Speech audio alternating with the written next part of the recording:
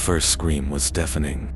In the middle of the protest, I saw when Sarah touched Thomas, and something happened. A bluish light pulsed between them for a fraction of a second, like a frozen electrical discharge.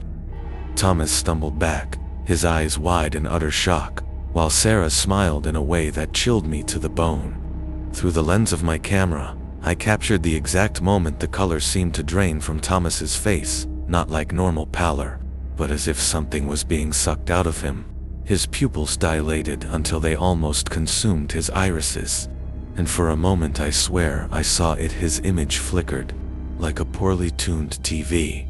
The smell of ozone filled the air, mingled with something deeper and organic, like burnt flesh. The people around didn't seem to notice. They kept chanting and raising signs with symbols that made my eyes ache when I tried to focus on them.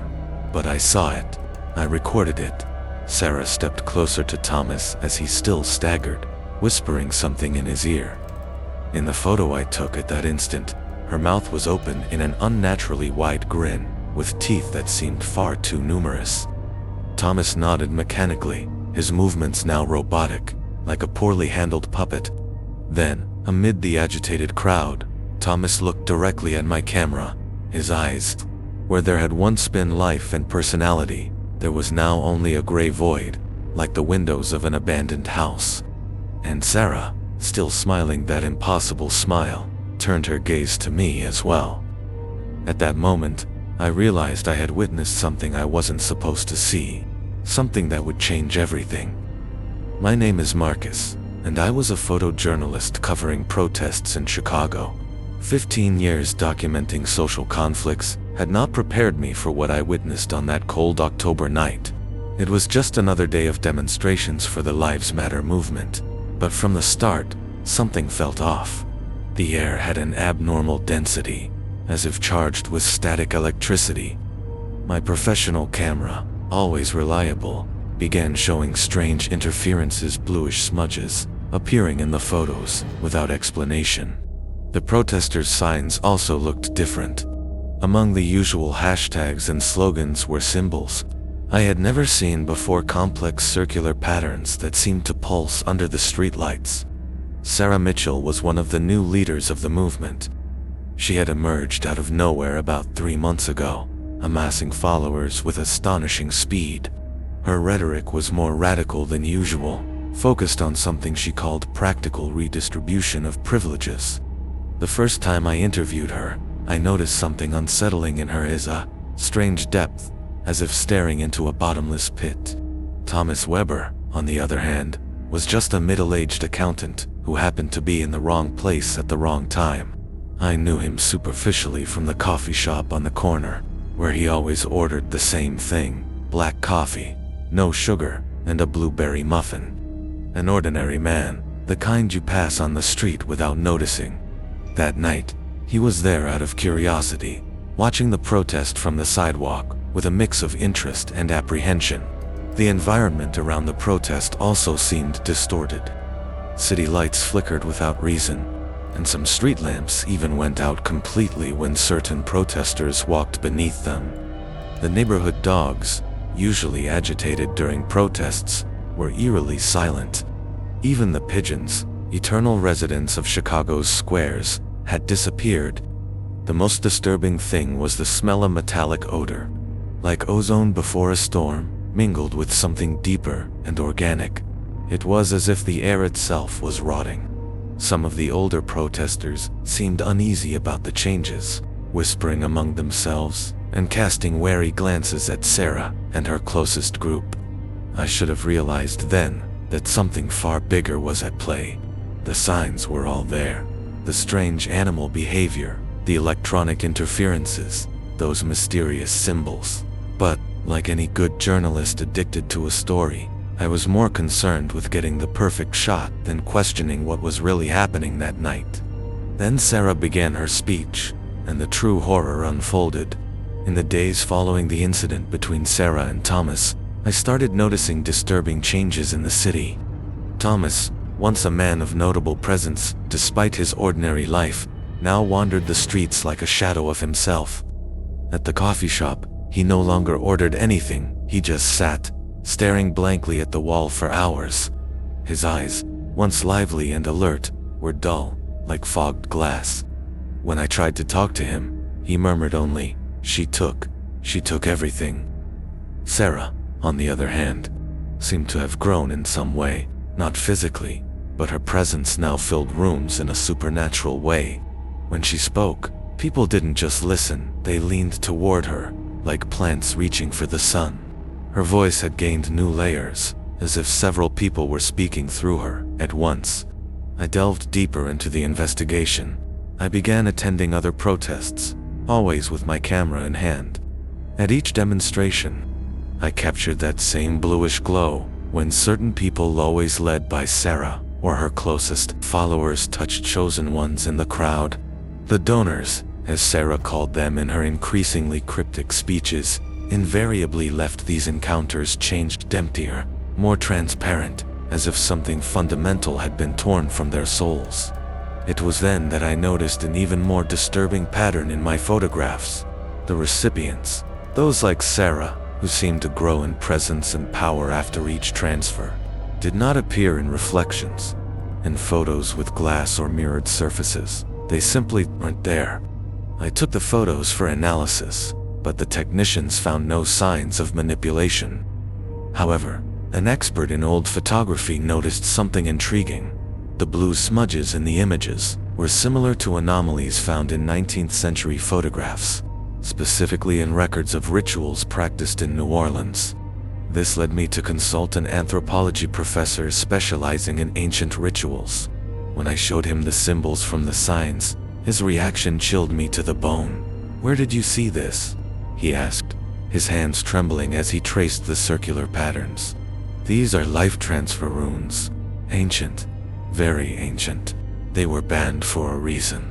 The professor told me about ancestral rituals of essence transfer, forbidden practices that allowed certain special individuals to absorb others' life force. "But there's always a price," he warned. "Life energy can't simply be transferred, it has to go somewhere, or into something." The protests grew in frequency and intensity. With each event, more transfers occurred. I began following some of the donors. Every story ended the same way: suicides, psychiatric hospitalizations, mysterious disappearances. It was as if, after the transfer, people simply lost the will to exist. One night, following Sarah after a protest, I saw her enter an abandoned building with other movement leaders. Through a broken window, I witnessed something that defied logic.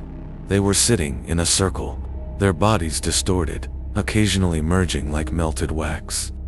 At the center of the circle floated a bluish mass of energy, the same as in the photographs, that pulsed like a sick heart. But the worst was yet to come. When I developed the photos from that ritual, they all showed the same thing. They weren't people in the circle. They were shadowy forms, vaguely human, filled with eyes and mouths, some with extra limbs in impossible places. And at the center, where I had seen the blue energy, there was something my mind refuses to process to this day. It was then I realized. The movement was never about social justice. It was about something far older and far hungrier. During the largest protest yet, something inside me finally broke. Maybe it was seeing another dozen donors stumbling away from the circle of protesters, their eyes now opaque like frosted glass. Or maybe it was Sarah's smile, ever wider, ever less human. Armed with my photos and findings, I decided to confront her. The sky over Chicago had taken on a sickly hue, a dark purple, like an urban bruise.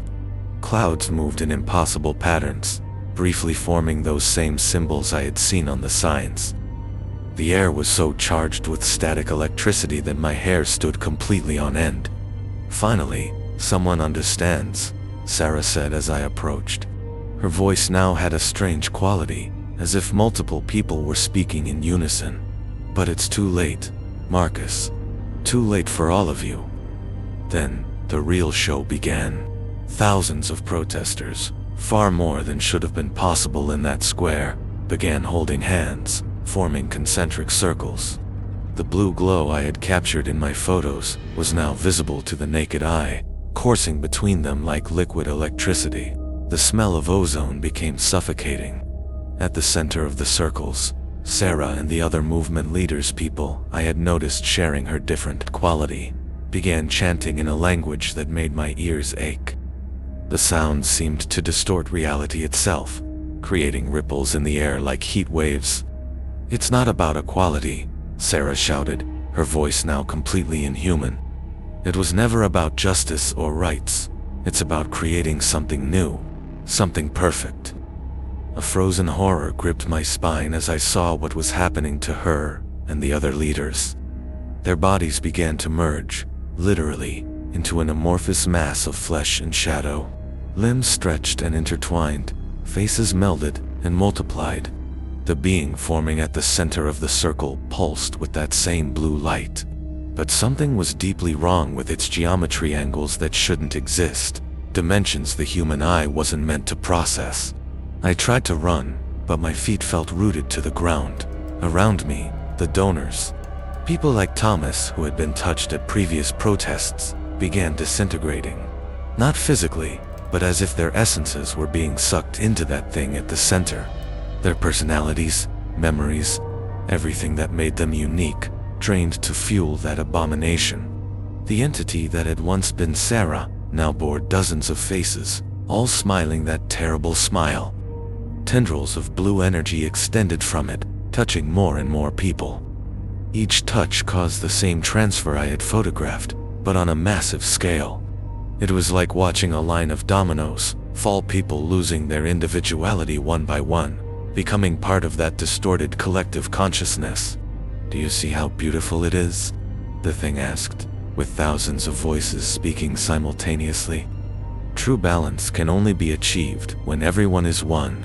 When there are no differences, there is no injustice, no individuality, no prejudice. Only the perfection of absolute uniformity." My camera began snapping photos on its own, the flash firing frantically.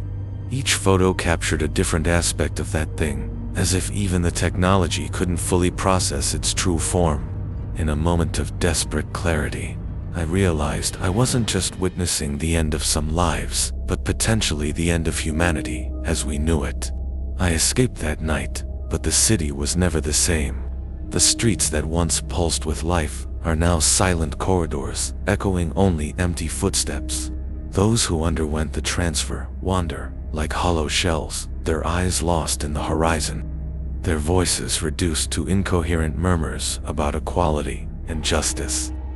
The recipients have become something beyond human comprehension, collective entity that grows daily. They still maintain vaguely humanoid forms, but their silhouettes seem to float and merge when near each other. At night, they reportedly fuse completely into a single mass that moves through the city's shadows, absorbing anyone it encounters. I saw Thomas yesterday, sitting on the bench where it all began. His eyes, once lively and expressive, are now empty voids of lost consciousness. He didn't recognize me, but he kept muttering something that chilled my blood. They didn't want to balance the world. They wanted raw material to build a new one. Every privilege stolen, every identity erased. It's all just fuel. The evidence is everywhere, for those who can still see. Hospitals report a surge in inexplicable cases of mass depersonalization.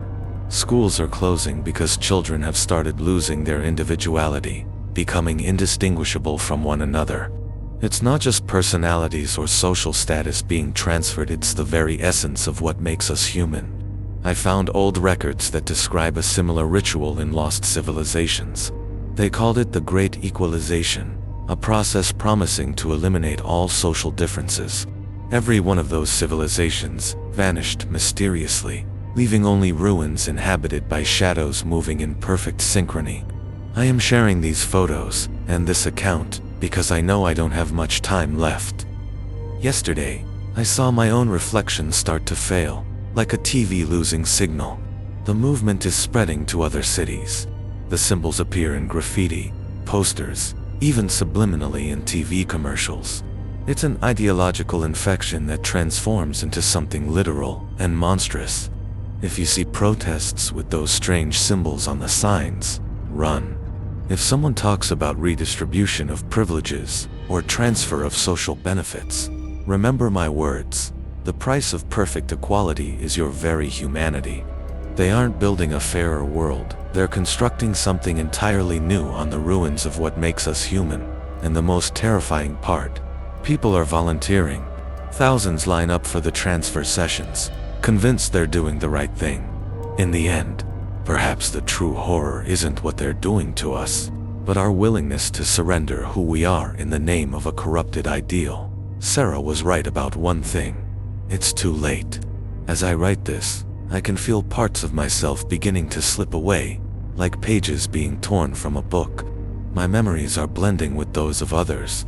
Sometimes, I wake up speaking languages I've never learned, with memories of lives I've never lived.